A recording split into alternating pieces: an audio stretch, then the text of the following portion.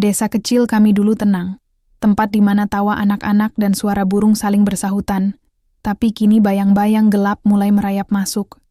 Sekelompok pria yang dulu tampak bersahabat, berubah menjadi ancaman yang mengintimidasi setiap sudut kehidupan kami. Saat aku, Irfan, berdiri di persimpangan antara melindungi komunitas dan menyelamatkan persahabatan lama, pertanyaan itu terus mengganggu pikiranku. Seberapa jauh aku harus melangkah demi menjaga kedamaian? Dan apakah harga yang harus kubayar terlalu mahal? Namaku Irfan. Aku lahir dan besar di desa kecil bernama Cibening, sebuah tempat yang tersembunyi di antara bukit-bukit hijau dan sawah yang seperti permadani tak berujung. Di sini, angin selalu membawa aroma tanah basah dan suara anak-anak yang berlari di jalanan tanah bercampur kerikil. Di sini, aku merasa rumah adalah dunia yang tidak pernah jahat. Setidaknya, dulu begitu. Warga desa kami hidup sederhana. Setiap pagi, suara ayam jantan bersahutan dengan bunyi pacul yang mulai menyentuh tanah. Ibu-ibu keluar dari rumah dengan keranjang belanja rotan, menyusuri jalan kecil menuju pasar. Bapak-bapak duduk di warung kopi, berbagi kabar dan cerita, dari soal hasil panen sampai keluhan soal harga pupuk yang makin naik. Kami semua mengenal satu sama lain. Tidak ada orang asing di sini. Tidak ada yang terlalu kaya, dan tidak ada yang terlalu miskin. Jika ada yang kekurangan, tetangga akan datang membawa apapun yang bisa disumbangkan, beras, telur, bahkan hanya sekedar pelukan dan doa. Namun semua itu berubah ketika mereka datang. Awalnya, aku tak begitu memperhatikan kedatangan mereka. Hanya beberapa orang yang berpakaian seragam hitam, bertopi loreng, datang saat banjir kecil melanda desa. Mereka membawa bantuan, mie instan, air mineral, bahkan uang tunai untuk keluarga yang rumahnya rusak parah. Warga langsung simpati. Banyak yang menyebut mereka penolong dari kota. Mereka itu dari Grip, PAN, ujar Pak Roni, kepala dusun kami, saat kami duduk di beranda mushola sambil menyeruput kopi. Organisasi masyarakat, biasa bantu-bantu korban bencana. Katanya, mereka lagi banyak program sosial juga. Aku mengangguk. Tidak ingin terlihat sinis, meskipun perutku sedikit melilit mendengar kata ormas. Aku pernah mendengar cerita dari teman kuliah dulu, soal ormas-ormas yang bertindak seperti preman, berseragam. Tapi mungkin aku terlalu cepat menilai. Selama beberapa minggu, mereka hanya datang sesekali. Mengadakan kerja bakti, menanam pohon, bahkan membantu membangun kembali jembatan kecil yang rusak akibat luapan sungai. Banyak warga terkesan. Beberapa anak muda mulai bergabung, mengenakan seragam yang sama, bahkan ikut dalam barisan upacara kecil yang mereka adakan di balai desa. Aku masih mengamati dari jauh. Jantungku tak nyaman, seperti melihat seseorang tersenyum terlalu lama, hingga kau tak yakin itu senyuman atau ejekan. Suatu malam, aku berbincang dengan Ujang, sahabatku yang bekerja sebagai guru honorer di SD desa. "Lu nggak ngerasa aneh, Pan?" tanya dia, sambil menyeruput teh hangat di warung depan masjid. "Apanya?" "Itu, Grip. Kok sekarang tiap malam mereka nongkrong di pos ronda? Nongkrongnya tuh kayak jagain sesuatu, tapi nggak jelas jagain apa. Aku diam. Aku tahu. Aku juga melihat itu. Tapi di desa ini, kita belajar untuk menahan kata-kata. Terlalu keras bicara bisa membuatmu dijauhi. Apalagi jika yang kau bicarakan adalah orang-orang yang sedang dipuja sebagai pahlawan." Tapi, kekhawatiran Ujang adalah awal dari segalanya. Beberapa bulan setelah Grip mulai sering terlihat, suasana desa mulai berubah. Halus, tapi terasa. Warung-warung mulai tutup lebih cepat. Ibu-ibu mulai mengeluhkan anak-anak mereka yang jadi sering pulang malam setelah ikut latihan bela diri yang diadakan oleh Grip. Beberapa pemuda yang dulu rajin ikut pengajian, kini lebih sering terlihat di pos jaga Grip, tertawa keras, dan merokok sambil sesekali membentak anak kecil yang lewat. Suatu malam, aku mendengar keributan di depan rumah Bu Suminah, janda tua yang tinggal sendirian. Ternyata 2 orang anggota Grip menagih uang keamanan bulanan yang katanya wajib bagi seluruh warga. Bu Suminah menolak. Salah satu dari mereka memukul tembok rumahnya dengan kayu. Tidak sampai melukai, tapi cukup untuk membuat seluruh Warga yang mengintip dari balik jendela, termasuk aku, menggigil ketakutan. Paginya, aku mencoba bicara dengan Pak Roni. Pak, ini sudah keterlaluan. Masa warga dimintai uang keamanan? Siapa mereka? Apa haknya? Pak Roni hanya menunduk. Suaranya pelan, seperti orang yang telah kehilangan nyali. Irfan, kamu masih muda. Kamu punya masa depan. Jangan cari masalah, nak. Grip itu bukan orang-orang biasa. Mereka punya jaringan. Kalau kamu lawan, kamu bisa celaka. Aku menatapnya. Seseorang yang dulu kuanggap bijaksana, kini bicara dengan suara yang bergetar. Jika pemimpin desa saja takut, lalu siapa yang akan bicara? Hari demi hari, rasa was-was berubah jadi kemarahan. Aku mencoba bicara dengan beberapa tetangga. Beberapa hanya mengangguk, tapi tidak berani banyak komentar. Namun ada satu hal yang membuatku benar-benar bingung sekaligus patah hati. Aku melihat seseorang dari kejauhan, sedang ikut latihan fisik bersama Graib. Tubuhnya lebih tegap, sorot matanya dingin. Dika. Teman masa kecilku. Teman bermain layangan, teman mancing di sungai. Teman pertama yang kuberitahu saat ayahku meninggal. Aku ingin percaya itu bukan dia. Tapi wajah itu tidak mungkin salah. Dia salah satu dari mereka. Hatiku mencelos. Bagaimana mungkin? Aku tahu Dika adalah anak yang keras kepala sejak kecil. Hidupnya berat, ayahnya pemabuk, ibunya sering sakit. Tapi dia selalu punya senyum, selalu membelaku saat aku diolok-olok. Apa yang membuatnya berubah? Aku ingin bicara padanya, tapi belum siap, belum sekarang. Malam itu aku duduk di tepi jendela kamar. Lampu jalan redup. Di kejauhan, pos ronda Grip masih terang benderang. Mereka tertawa, berteriak, menyanyi dengan suara sumbang yang menusuk telinga. Di antara mereka, aku yakin ada Dika. Aku mengepalkan tangan. Desa ini terlalu berharga untuk dibiarkan tenggelam dalam ketakutan. Dan aku tidak bisa diam saja. Mungkin aku bukan siapa-siapa, tapi aku lahir dan besar di sini. Ini tanahku, ini rumahku. Dan aku akan mulai bergerak. Untuk mengembalikan desa ini kepada ketenangan yang dulu kami punya, apapun risikonya. Aku berdiri di depan pos ronda yang kini sudah berubah bentuk. Dulu, tempat ini hanyalah gubuk kecil dari bambu dan seng karatan digunakan warga untuk berjaga malam bergantian. Tapi sekarang, bangunannya dicat hitam mengkilap, dengan bendera Grib berkibar angkuh di depannya. Di dinding luar, terpajang baliho besar dengan tulisan, "Ketertiban adalah harga mati." Mataku menyapu sekeliling. Tak banyak orang lalu lalang di siang panas ini. Sebagian warga sengaja mengambil jalan memutar, menghindari pos, seperti menghindari penyakit menular. Tapi aku datang justru untuk bertemu langsung dengan penyakit itu. Sebelum aku sempat melangkah, seseorang memanggil dari belakang. Suara yang masih ku kenal, meski telah berubah nadanya. Irfan? Aku berbalik. Dika berdiri di sana. Rambutnya dipotong cepak, wajahnya lebih tirus dari terakhir kali aku melihatnya. Tapi yang paling berbeda adalah tatapannya. Tajam dan penuh pertahanan. Gue, cari lu, kataku datar. Dia mengangguk, lalu menunjuk ke arah belakang pos. Sini, kita ngomong di tempat yang nggak rame. Kami berjalan melewati sisi pos ronda, menuju kebun kecil yang ditumbuhi pohon mangga dan semak liar. Tak ada siapapun di sana selain kami.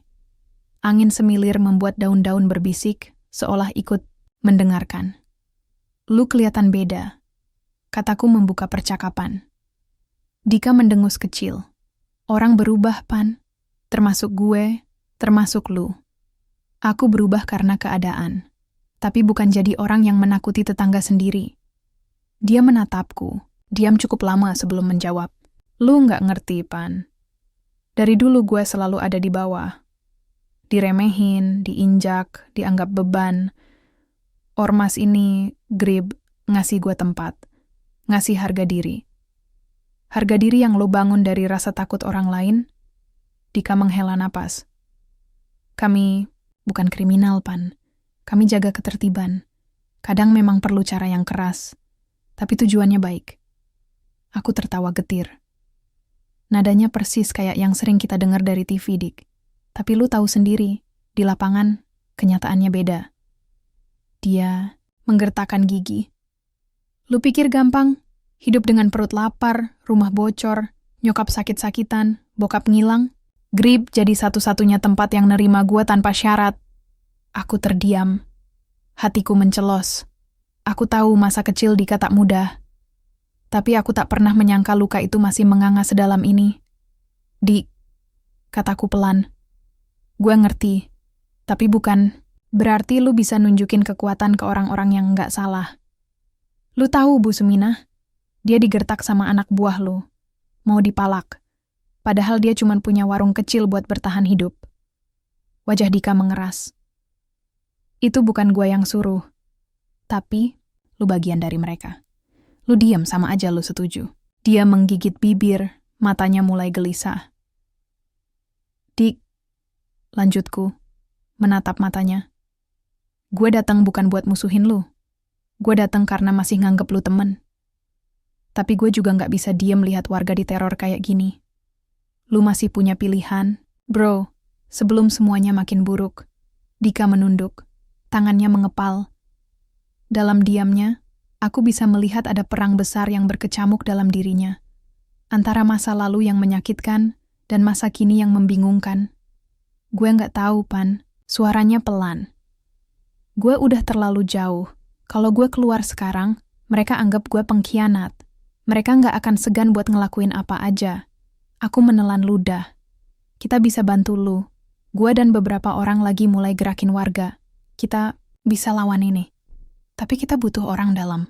Orang yang ngerti cara mereka kerja. Lu bisa bantu. Dika terdiam lagi. Tapi kali ini, tak ada penolakan langsung. Hanya diam yang menggantung, seperti ranting kering yang menunggu angin datang. Sepulang dari pertemuan itu, aku merasa aneh. Ada harapan kecil yang tumbuh di dadaku, bahwa Dika masih bisa kembali. Tapi juga ada ketakutan yang makin nyata. Jika dia ragu dan bicara pada yang lain, rencana kami bisa terbongkar. Dan jika itu terjadi, aku tak yakin kami bisa selamat. Aku tak tidur malam itu. Gelisahku lebih besar dari biasanya. Aku duduk di pojok kamar, menatap langit-langit, memikirkan segala kemungkinan yang bisa terjadi. Di desa, suara bisa membunuh lebih cepat dari senjata. Dan langkah sekecil apapun bisa menyalakan api yang tak bisa dipadamkan. Pagi harinya, aku bertemu dengan Pak Abdurrahman. Ia duduk di teras rumahnya sambil menyeduh kopi. Ada kabar? Tanyanya sambil menyodorkan satu cangkir kepadaku. Aku mengangguk pelan. Aku ketemu Dika. Wajah Pak Abdurrahman menegang. Dan? Dia ragu. Tapi dia nggak nolak mentah-mentah. Ada celah. Mungkin dia bisa bantu. Pak Abdurrahman menarik napas panjang. Itu bagus, tapi hati-hati, Pan. Dika bisa jadi kunci kemenangan atau kehancuran kita. Aku tahu itu. Terlalu tahu. Hari-hari selanjutnya berjalan dengan hati yang waspada. Kami mulai menyebarkan informasi pelan-pelan ke warga. Tentang hak mereka. Tentang keberanian untuk menolak tekanan. Tentang bagaimana cara menolak tanpa konfrontasi langsung. Kami tidak memprovokasi. Kami hanya menyadarkan. Dan dari satu rumah ke rumah lain, dari bisikan ke bisikan, api kecil mulai menyala. Namun semakin besar api itu tumbuh, bayangan ancaman juga semakin nyata. Grip tak tinggal diam. Mereka mulai memperketat pengawasan. Semakin sering ronda malam, bahkan mulai menanyai siapa saja yang keluar malam di atas jam 9. Salah satu warga, Pak Sarman, dipanggil ke pos karena ketahuan berbicara terlalu keras soal uang keamanan. Ia pulang dengan wajah lebam. Tidak ada bukti, tapi semua tahu siapa pelakunya. Rasa takut menyebar lagi, tapi juga kemarahan. Dan di tengah semua itu, Dika mengirim pesan singkat lewat kertas kecil yang dititipkan lewat Ujang. Gua pikirin omongan, lu. Tapi siapin diri lu. Mereka mulai curiga. Jangan lengah. Mataku menajam membaca tulisan itu. Ternyata waktu kami tidak banyak. Dan pertarungan ini baru saja dimulai. Malam itu, Desa terasa seperti padang pasir yang terkunci dalam hening. Tapi di balik sunyinya, aku tahu ada bara yang mulai menyala, bersembunyi di antara bisikan-bisikan warga yang mulai berani bertukar cerita. Kukira awalnya aku yang gelisah seorang diri. Tapi nyatanya, kegelisahan itu sudah merayap ke dalam setiap rumah, setiap sudut kampung. Para ibu saling berbicara pelan. Anak-anak yang biasanya riang mulai menjaga jarak saat bertemu teman-teman sebaya, dan bapak-bapak yang biasa berkumpul di warung kopi sekarang berdiri berjaga di pinggir jalan. Aku merasa beban ini bukan lagi milikku sendiri. Aku duduk di balik pintu rumah Pak Sarman yang baru saja mengalami kejadian mengerikan. Wajahnya masih memerah lebam, matanya merah dan sembab, namun ia tetap mencoba tersenyum. Pak Sarman, apa Bapak tidak takut lagi? Tanyaku pelan. Ia menghela napas berat. Kalau aku takut terus, siapa yang melindungi keluarga dan tetangga? Ini bukan soal aku, Irfan. Ini soal kita semua. Kata-katanya menancap kuat di hati. Warga mulai membentuk kelompok-kelompok kecil. Secara diam-diam kami mengatur strategi, mengumpulkan informasi, dan saling menguatkan. Kami menyadari bahwa melawan ormas ini bukan hanya soal keberanian, tapi juga harus cerdas dan bersatu. Di tengah semua itu, Dika semakin sulit dihubungi. Pesan-pesannya yang sebelumnya rutin kini menjadi jarang, dan ketika dibalas jawabannya, singkat dan terkesan tertekan. Satu malam, aku mendapat pesan singkat yang membuat jantungku berdegup kencang. Mereka mulai curiga. Besok malam ada pertemuan besar di pos. Lu harus hati-hati. Aku tahu ini bukan sekadar peringatan. Ini tanda bahwa tekanan akan segera datang. Persiapan kami semakin matang. Aku dan beberapa pemuda lain mulai membagi tugas. Ada yang mengawasi gerak-gerik anggota GRIP, ada yang menyiapkan jalur komunikasi rahasia, dan ada yang mengatur tempat-tempat aman bagi warga yang merasa terancam. Di balik itu, aku terus memikirkan Dika. Apakah dia benar-benar masih ingin keluar dari dunia gelap itu? Atau sudah terlalu dalam terperangkap? Malam menjelang pertemuan besar, aku berdiri di bawah pohon mangga, tempat kami terakhir bertemu. Angin dingin menusuk kulit dan aku memejamkan mata, berdoa agar segala sesuatunya berjalan lancar. Pertemuan besar itu diadakan di pos GRIP. Aku tak tahu pasti apa yang akan dibahas, tapi aku yakin ini soal langkah mereka selanjutnya dalam menguasai desa. Aku tahu aku tidak bisa menghadiri pertemuan itu secara langsung, tapi aku bertekad untuk mengetahui apa yang akan terjadi. Bersama beberapa orang kepercayaan, kami menyiapkan strategi pengintaian malam itu. Ketika malam tiba, kami bergerak secara diam-diam. Suara-suara dari dalam pos terdengar samar. Aku merekam semuanya dengan kamera kecilku. Suara pemimpin GRIP terdengar lantang. Kita harus perkuat tekanan. Mereka mulai berani menentang. Tidak ada toleransi. Aku mengernyit. Ini sudah bukan soal keamanan lagi. Ini soal kekuasaan. Beberapa hari setelah pertemuan itu, suasana di desa semakin mencekam. Pemalakan makin sering terjadi, intimidasi menjadi-jadi, dan warga mulai merasa seperti musuh di tanah sendiri. Namun, ada secercah cahaya. Beberapa warga yang sebelumnya takut mulai menolak, secara perlahan dan berani. Aku bangga sekaligus khawatir. Kami berhadapan dengan musuh yang sudah siap mengorbankan segalanya. Dalam keheningan malam, aku duduk di bawah pohon mangga. Pikiranku kacau. Antara keinginan menjaga desa dan keraguan terhadap Dika yang entah kini berada di mana. Hatiku berat. Aku tahu pertempuran ini belum berakhir. Dan di balik bayang-bayang itu, aku merasakan sesuatu yang lebih pahit. Pengkhianatan mungkin. Sudah sangat dekat. Udara pagi di desa terasa berat, seperti ada ketegangan yang menggantung di setiap helaan napas. Sejak beberapa hari terakhir, suasana makin berubah. Semua orang terlihat waspada. Langkah kaki yang biasanya ringan kini berat dan penuh perhitungan. Aku tahu, ini adalah saat yang menentukan. Kabar buruk datang lebih cepat dari yang kuharapkan. Dika. Teman masa kecil yang kini jadi bayang-bayang kelam dalam hidupku, sudah tidak lagi bisa aku hubungi. Pesan-pesannya berhenti, dan wajahnya menghilang dari tempat-tempat yang dulu kami sering kunjungi. Tapi yang lebih mengerikan, kabar yang kudengar dari beberapa warga adalah bahwa Dika kini dipercaya menjadi tangan kanan pemimpin Gerib. Dia bukan lagi anak yang dulu aku kenal, tapi seseorang yang membawa badai. Aku tidak tahu apakah harus marah, kecewa, atau merasa kasihan. Hati kecilku masih berharap dia bisa kembali. Namun, kenyataan berkata lain. Malam itu, kami mengadakan pertemuan tertutup di rumah Pak Rohman. Semua yang terlibat dalam gerakan warga hadir. Wajah mereka tegang, penuh kecemasan. Kita tidak bisa terus diam, ucapku membuka pembicaraan. Dika sudah bukan sekadar anggota. Dia sekarang jadi ujung tombak mereka. Jika kita tidak bertindak, sekarang desa ini akan hancur. Pak Abdurrahman mengangguk pelan.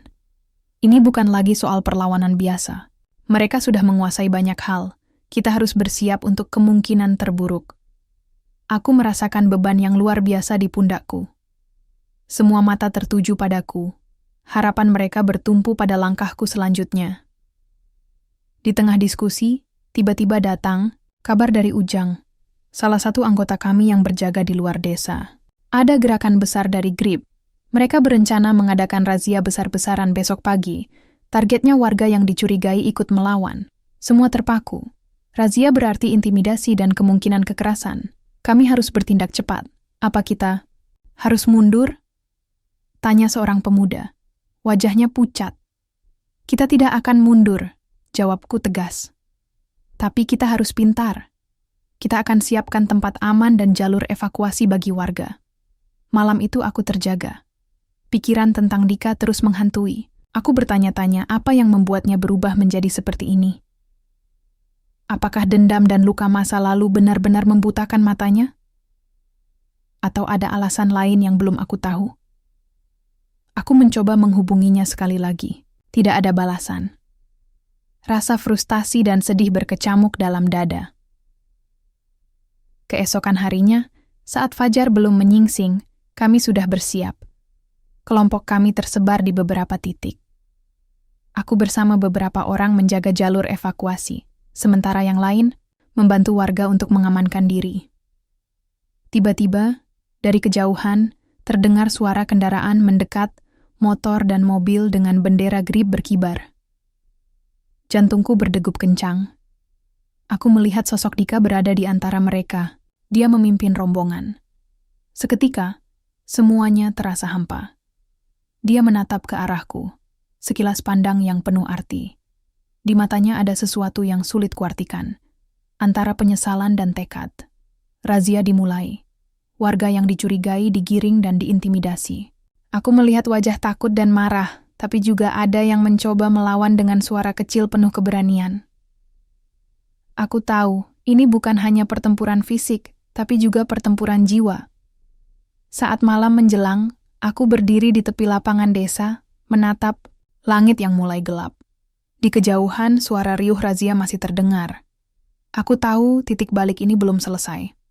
Aku harus mengambil keputusan. Apakah aku akan terus melawan Dika sebagai musuh, atau mencoba menyelamatkan temanku yang terperangkap dalam badai, yang dia sendiri tak sepenuhnya kuasai. Air mata jatuh perlahan di pipiku. Karena di balik pertempuran, ini ada persahabatan yang sedang dipertaruhkan. Malam itu, setelah peristiwa razia yang mengguncang desa, aku duduk sendiri di atas atap rumah. Angin malam menyapu pelan, membawa dingin yang menusuk sampai ke tulang. Di bawah, lampu-lampu rumah berpendar redup, dan suara gemerisik angin bercampur dengan dengusan napas penduduk yang masih terbangun. Aku menarik napas panjang, mencoba mengusir kacau yang menyesakkan dada. Dika. Namanya seperti bayang-bayang yang selalu mengikuti. Ia bukan lagi sosok yang aku kenal. Teman kecil yang dulu kami berdua lalui hari-hari penuh tawa dan petualangan kini berubah menjadi bayang-bayang yang membayangiku setiap waktu. Aku tak tahu harus mulai dari mana. Satu hal yang pasti, konflik ini bukan lagi hitam putih. Aku merasakan sesuatu yang lebih dalam, lebih rumit. Ada rasa kehilangan, pengkhianatan, dan sekaligus harapan yang masih tersisa. Harapan bahwa Dika bisa kembali. Keesokan harinya, aku menemui Bu Suminah. Wajahnya yang lelah, penuh kerut, dan matanya yang sembab akibat air mata selalu mengingatkanku akan alasan mengapa kami harus bertahan. Ia sedang mengemasi dagangannya yang mulai berkurang pelanggan karena takut pada ormas. "Pak Irfan," suaranya serak tapi tegas. "Kami butuh perlindungan. Kami ingin hidup tanpa takut." Aku mengangguk. "Saya akan berusaha, Bu. Kami sedang mengatur warga agar bisa berdiri bersama." Ia tersenyum tipis. "Kalau bukan kalian yang berani, siapa lagi?" Perkataannya menusuk. Aku tahu harapan warga terletak di pundakku. Pertemuan dengan warga semakin intens. Kami menyusun strategi. Kami mengumpulkan informasi, mengatur jalur evakuasi, dan membangun komunikasi rahasia. Namun, ancaman dari GRIP semakin nyata. Setiap hari ada saja warga yang ditekan, dipalak, bahkan diancam. Rasa takut berbaur dengan kemarahan yang siap meledak. Aku sering teringat kata-kata Dika saat terakhir kami bertemu. "Gua nggak tahu, Pan. Gua udah terlalu jauh." Kata-kata itu terngiang, membuatku bertanya-tanya. Apakah masih ada ruang untuknya kembali? Sore itu, aku menerima kabar dari Ujang. "Pak, Dika minta ketemu, diam-diam." Hatiku berdebar. "Di mana?" "Di Pondok Bambu, dekat sungai seperti dulu." Aku tak pikir panjang. Aku harus menemui dia. Di Pondok Bambu yang sudah usang itu, Dika menunggu. Wajahnya lelah dan ada kesedihan yang dalam di matanya. "Kau datang," katanya tanpa senyum. "Aku harus. Kita perlu bicara, Dika." Dia menatap jauh ke sungai yang mengalir pelan. Gue bingung, Pan. Semua yang gue lakukan, semuanya demi keadilan versi mereka. Tapi gue mulai ragu. Setiap malam gue lihat wajah warga yang kita tekan, gue merasa hancur. Aku mendekat. "Kau tahu kami tidak ingin melawan teman. Aku datang bukan untuk melawanmu, tapi untuk menyelamatkanmu." Dika menunduk, suara seraknya pecah. Gue merasa terjebak. Keluar dari GRIP bukan perkara mudah. Mereka tidak akan membiarkan gue pergi begitu saja. Jangan menyerah. Kita cari jalan keluar bersama. Kami berbicara panjang malam itu, membuka luka lama dan merancang rencana rahasia. Aku tahu risiko ini besar, tapi aku tak bisa membiarkan sahabatku tenggelam dalam kegelapan. Hari-hari berikutnya, penuh ketegangan. Dika mulai memberikan informasi penting tentang rencana GRIP. Namun, setiap detik pergerakan kami selalu dalam bayang-bayang bahaya. Suatu malam, ketika aku dan Dika sedang membicarakan strategi, suara langkah berat terdengar di luar. Kami bersembunyi di balik pintu, mendengar suara anggota GRIP yang datang mencari Dika. Jantungku hampir copot. Mereka melewati pondok itu, berteriak memanggil nama Dika. Aku menahan napas, berharap mereka tidak menemukan kami. Setelah beberapa saat, mereka pergi. Itu adalah peringatan keras. Risiko semakin nyata. Namun, aku tak bisa mundur sekarang. Aku harus bertindak cepat, menggerakkan warga, mengatur serangan balik yang terencana. Malam berikutnya, pergerakan kami mulai dilakukan. Warga mulai berani berdiri, menolak intimidasi, dan melawan dengan cara mereka sendiri. Semangat perlahan menyala kembali. Namun, di balik semua itu, aku masih menyimpan ketakutan terbesar. Apa jadinya jika Dika tertangkap? Apakah dia akan dihukum mati oleh teman-temannya sendiri? Ataukah dia akan menjadi korban dalam perang ini? Hari-hari itu berlalu dengan ketegangan yang tak kunjung reda. Aku terus berdoa, berharap cahaya bisa kembali menerangi jalan kami. Aku yakin suatu hari nanti, persahabatan kami yang retak ini bisa disambung kembali. Namun, untuk saat ini, kami harus bertahan dalam bayang-bayang kegelapan. Malam itu tiba dengan sunyi yang menakutkan. Desa kami, yang dulu penuh tawa dan canda, kini berubah menjadi labirin ketakutan yang berkelok-kelok di setiap sudut jalan. Angin berdesir, membawa aroma tanah basah, dan bayang-bayang ketidakpastian yang kian pekat.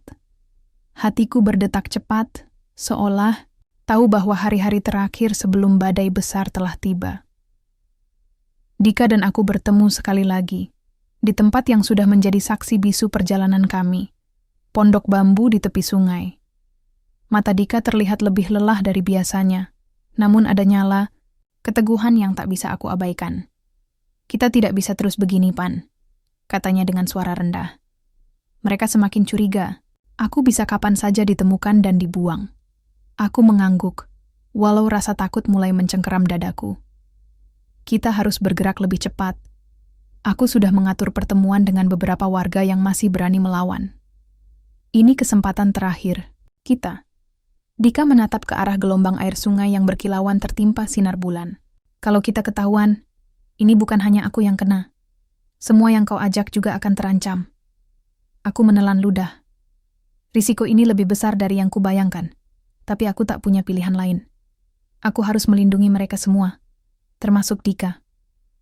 Hari-hari berikutnya menjadi rentetan persiapan yang penuh ketegangan.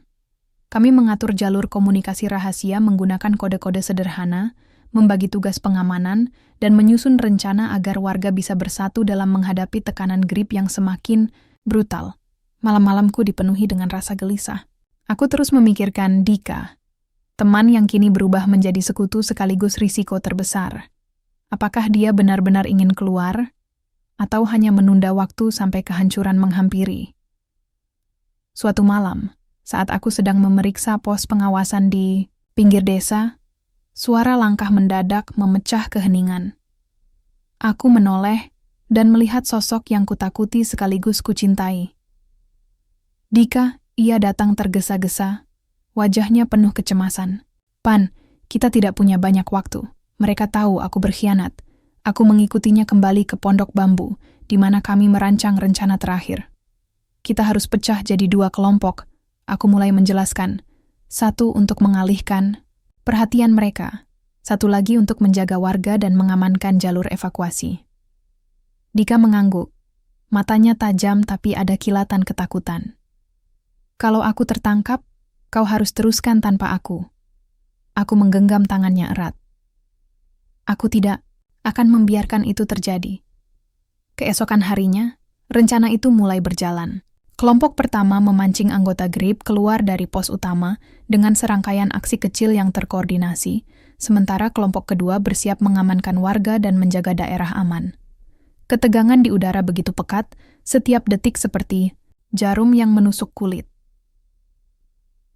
Aku bersama Dika berada di kelompok kedua, berkeliling desa mengingatkan warga untuk tetap tenang dan siap jika keadaan memburuk. Tiba-tiba, terdengar ledakan keras dari pos utama. Suara teriakan dan benturan memenuhi udara. Aku merasakan jantungku seperti berhenti sesaat. "Serangan!"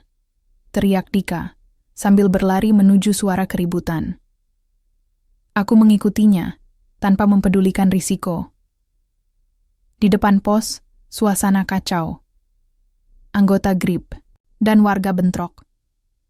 Aku melihat teman-teman sekomunitas berjuang dengan keberanian, namun mereka kalah jumlah. Di tengah kerusuhan, aku menangkap sosok Dika yang bertarung habis-habisan, melindungi warga dengan segala kekuatannya. Namun saat itu juga beberapa anggota GRIP menyergapnya. "Dika!" Aku berlari ke arahnya, tapi sudah terlambat. Ia ditangkap dan diikat. Aku berdiri terpaku, rasa sakit yang dalam menyayat hati. Malam itu, desa kembali sunyi, tapi aku tahu konflik belum padam. Aku duduk di tepi sungai, menatap bintang yang tak lagi memberi harapan. Aku merasa gagal melindungi sahabatku, juga gagal menjaga desa. Namun, suara dalam hatiku berkata sebaliknya. Pertarungan ini belum berakhir.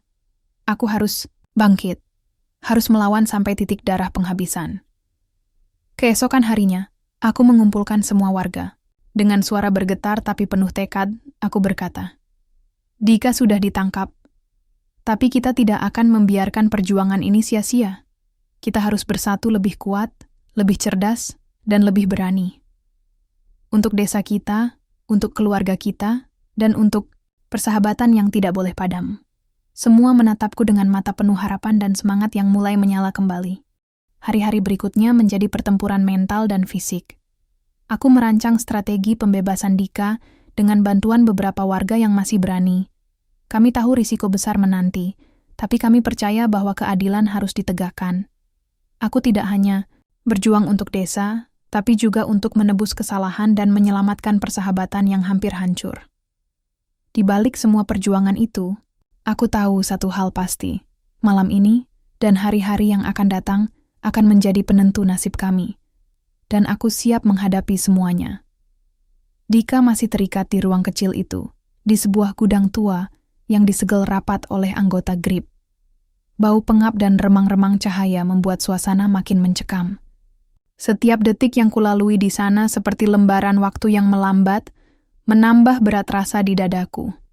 Aku berdiri di luar, berhadapan dengan wajah-wajah yang dulu pernah kuhitung sebagai teman, kini menjadi musuh.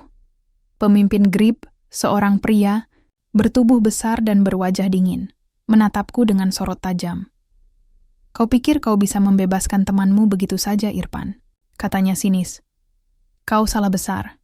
Aku tak membalas. Kata-kata takkan cukup untuk menggoyahkan tekadku. Ini bukan hanya soal Dika, tapi tentang keselamatan seluruh desa. Aku kembali ke pos penghubung dengan warga. Semua sudah bersiap. Kami tahu, malam ini kami akan bertaruh segalanya, keberanian, nyawa, dan harapan. Aku menatap para warga, wajah-wajah lelah namun penuh semangat. Ini adalah pertempuran kita bersama. Kita bertarung bukan untuk membalas dendam, tapi untuk keadilan dan masa depan yang layak. Senyuman kecil merekah di antara mereka. Itu adalah api yang takkan padam. Rencana pembebasan dibuat dengan detail. Kelompok kami terbagi menjadi 2. Satu untuk mengalihkan perhatian, satu lagi menyelinap ke dalam gudang untuk menyelamatkan Dika. Aku memimpin kelompok penyelamat.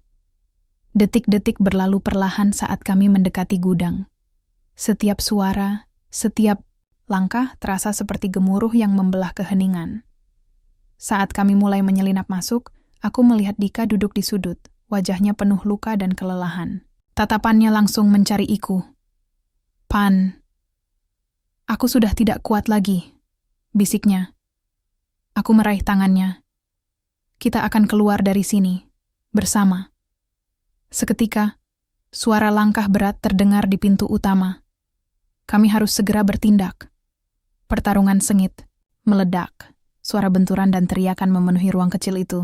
Kami bertarung dengan seluruh kekuatan, berusaha membuka jalan keluar. Dika, meski lemah, tetap berjuang. Semangatnya yang dulu hilang, kini mulai menyala kembali. Namun, musuh kami banyak dan kelelahan mulai terasa. Dalam kekacauan itu, aku melihat peluang.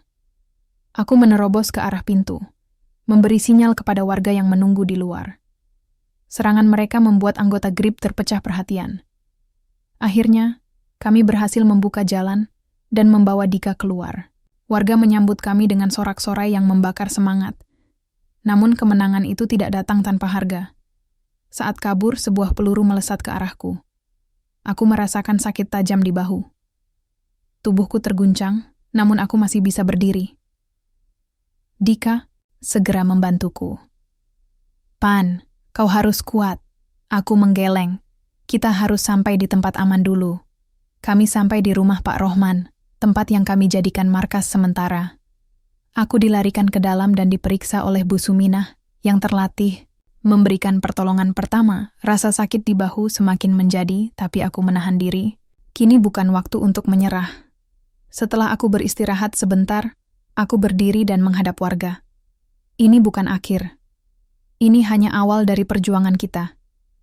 Dika telah kembali, dan kita harus bersatu lebih kuat dari sebelumnya. Sorak-sorai menggema memenuhi ruangan.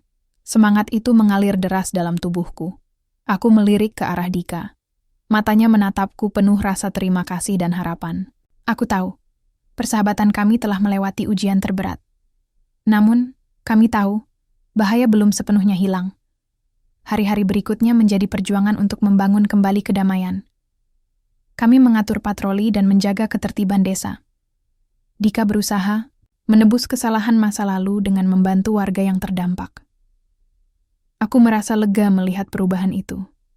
Tapi aku tahu, kedamaian yang kami raih ini rapuh. Aku memandang langit malam yang luas dan bintang-bintang yang berkelip.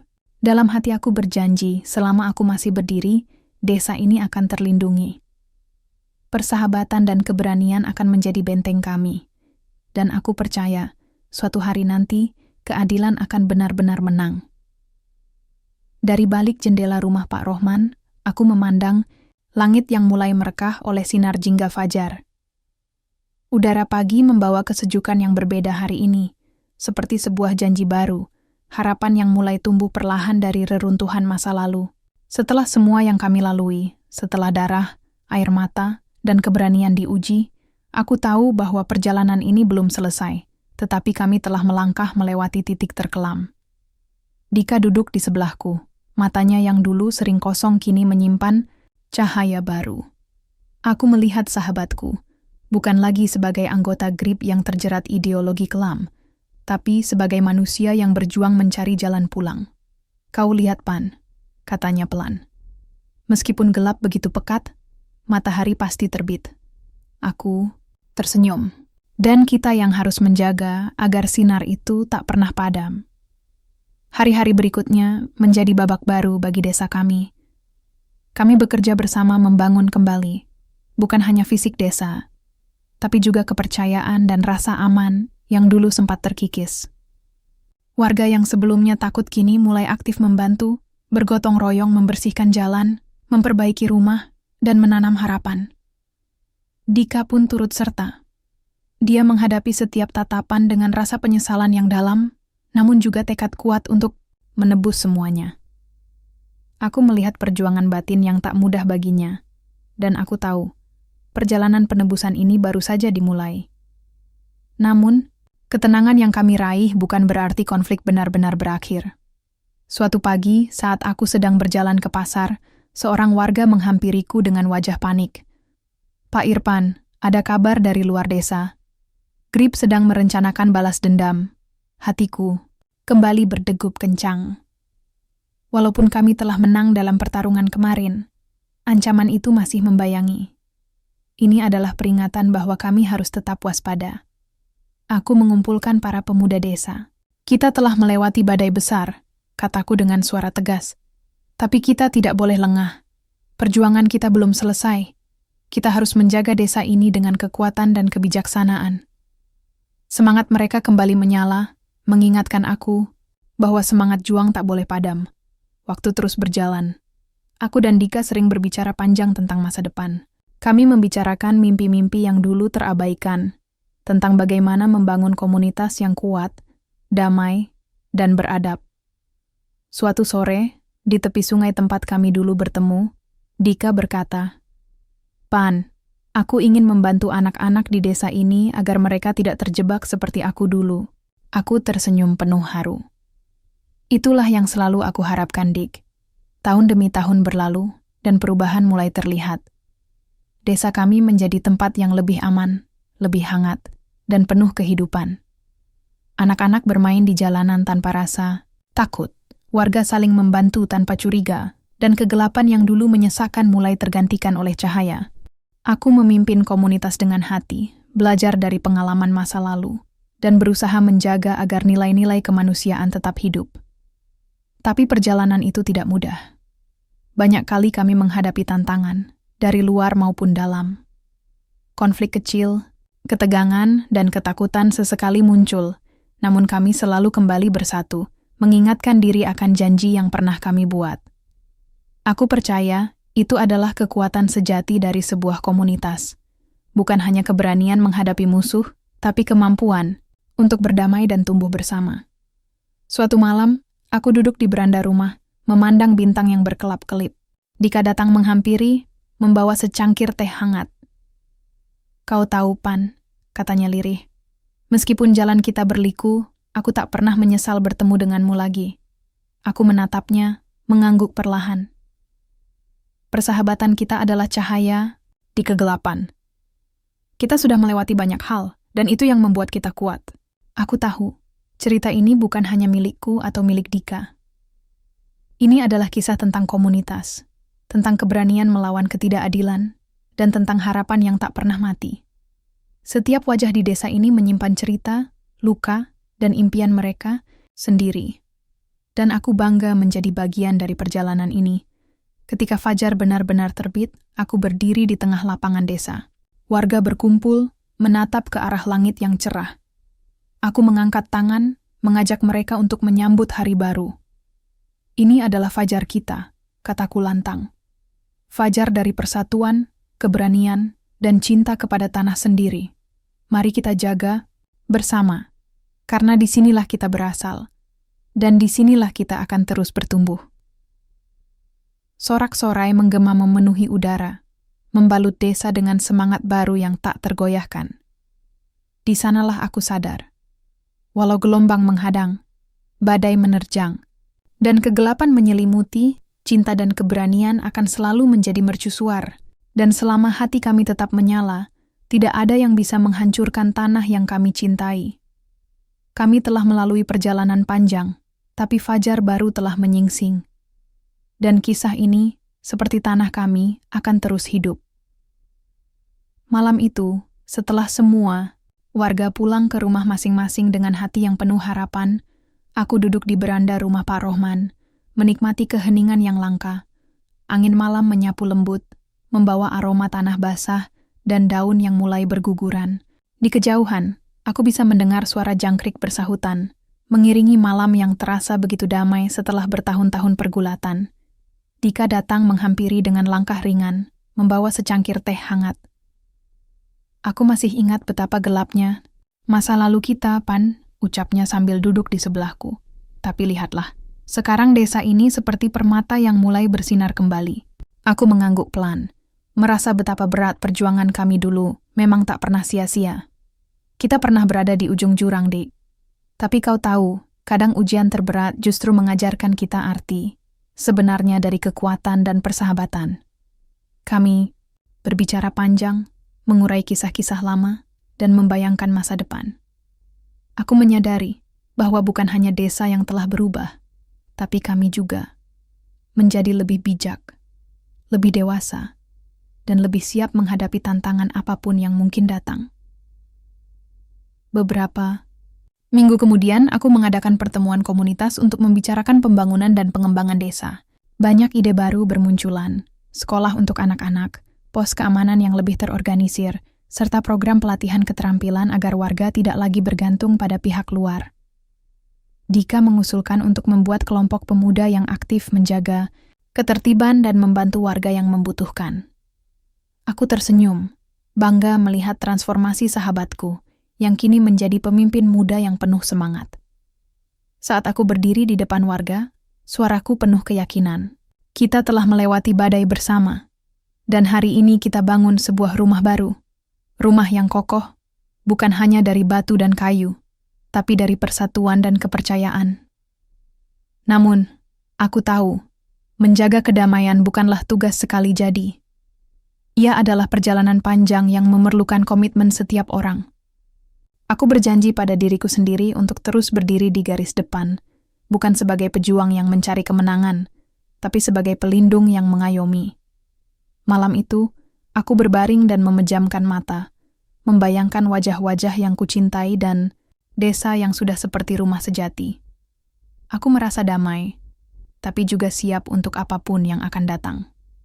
Fajar baru memang sudah di depan mata, dan aku yakin, selama kami tetap bersama, tidak ada kegelapan yang mampu memadamkan cahaya ini.